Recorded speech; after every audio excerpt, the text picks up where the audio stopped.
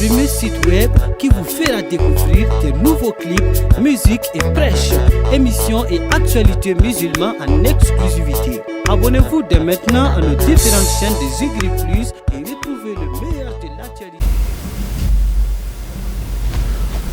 أعوذ بالله من الشيطان الرجيم بسم الله الرحمن الرحيم اللهم صل على سيدنا محمد الفاتح لما أغلق والكاتم لما سبق ناصر الحق بالحق والهادي إلى صراطك المستقيم وعلى آله حق قدره ومقدار العظيم أمبدو أمبي أوفو ملكنا أني ملكوكا ni andun toy anga emission kono no e seko ani dongo wala na dikene seko ni dongo e emission ni mi sigilembe anga nyenemaya ereka sabu ni ko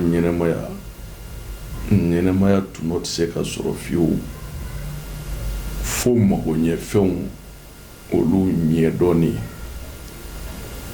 olu ɲɛdɔnni fana ti sɔrɔ fo recherche n'a bɛ f'o ma ka ɲinini kɛ kodɔn na kodɔn min bɛ se ka fɛn dɔ yɛlɛma k'a kɛ fɛn dɔ ye o de ye kodɔn yɛrɛ nafama ye kodɔn de y'a to an y'a dɔn ɲɔ bɛ se ka yɛlɛma k'a kɛ to ye kodɔn de y'a to an y'a dɔn malokisɛ bɛ se ka yɛlɛma k'a bɔ jalanya la k'a kɛ dunfɛn ye o tuma seko ni dɔnko sigilen bɛ mun kan ala ye dantan fɛn fɛn da kungo kɔnɔ so kɔnɔ nafa b'a bɛɛ la ni e y'a nafa dɔn i bɛ se a minɛ cogo la a ye ala tɔgɔ minnu di a yɛrɛ la nafa b'u bɛɛ la turabu nafa yiriw olu yɛrɛw fana nafa nin de ye diɲɛnatigɛ yɛrɛ ye nin de ye ɲɛnɛmaya yɛrɛ sigi k'a ye Allahu subhanahu wa ta'ala ale fɛ mun ye dɔnni kuma caya bi très généralement farafina dɔnni kuma ka caya mais kuma dɔw dɔnni yɛrɛ ye man di yan nɔ minnu b'a dɔn olu siranna ko n'a nana fɔ k'a bɛna fɔ ko an bɛ ka min fɔ ko tiɲɛ tɛ olu siranna o ɲɛ o y'o da de o tuma o siran fana tɛ ni minnu na hali n'a sɔrɔla k'a fɔ olu ka faamuya ma se a yɔrɔ ma olu y'u da don a la ka ɲɛfɔli kɛ n'i taara dɔnnibaa kelen fɛ yen ka taa fila fɛ yen ka taa saba fɛ yen e mago bɛ min na e ma ɲɛ ye a la kana décourager i fari kana faga a ɲɛɲini i bɛna a ɲɛ sɔrɔ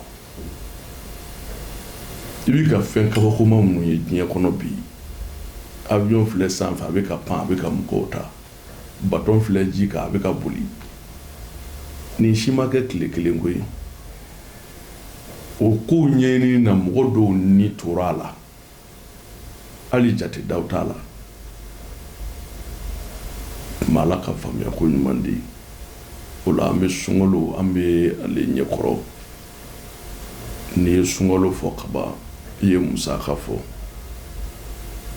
musaka bɔ kalo don cɛw kan musow kan o sunkalo fana bɛ taa kuncɛ n'o musaka kelen ye diɲɛ yɛrɛ sigilen bɛ musaka ko in de kan o la n'i ye kɛnɛya sɔrɔ ka pɔsi giriya sɔrɔ ala barika la a bɛ fɔ k'e ye diɲɛ sɔrɔ kɛnɛya yɛrɛ dɔrɔn o ye diɲɛ tilancɛ ye min b'o jɛ o ye i bɛ balo cogo di balo cogo bɛ sɔrɔ ni jumɛn ye o ye nafolo de ye n'i ye nin fɛn fila sɔrɔ i ye diɲɛ sɔrɔ dɛ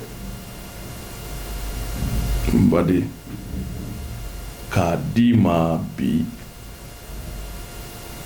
sura dɔ bɛ kuranɛ kɔnɔ an b'a fɔ a ma ko suratul fatiha. Fatiha yɛrɛ kɔrɔ ko dayɛlɛli.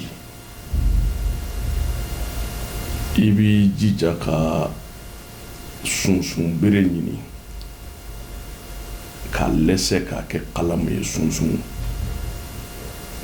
ma bɔ sunsun na.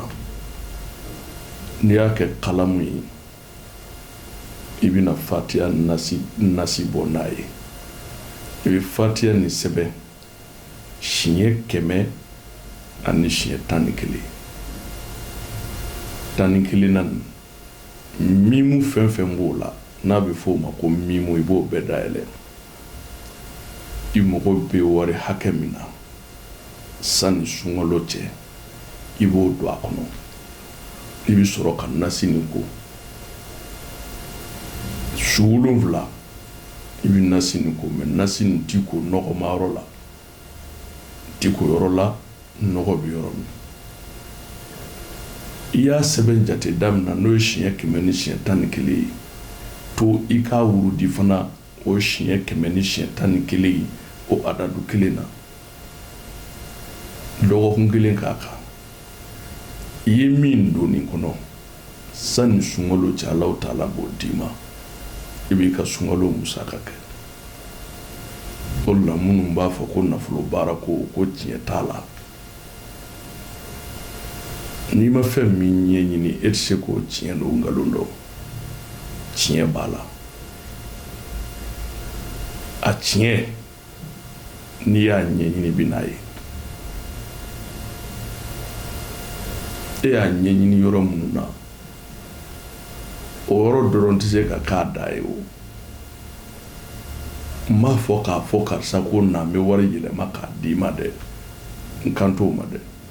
Mɛ ka sabu baara, sabu min b'i sɔn diɲɛ nafolo la, o dalilu o bɛ yen. O dalilu bɛ yen a jɛlen nɔgɔ tɛ min yɛrɛ la fiyewu. Jahanama kɔnɔ don t'a la, mɔgɔ faga t'a la, si tigɛ t'a la. K'i ka diɲɛlatigɛ sabati k'a k'i sago ye, o dalilu a bɛ yen. N'i y'a ɲɛɲini i bɛna ɲɛdɔn. Ni de tun ye kulo arjigɛ ye. Ala ka sigiyɔrɔ yira an na. Hada wa salam.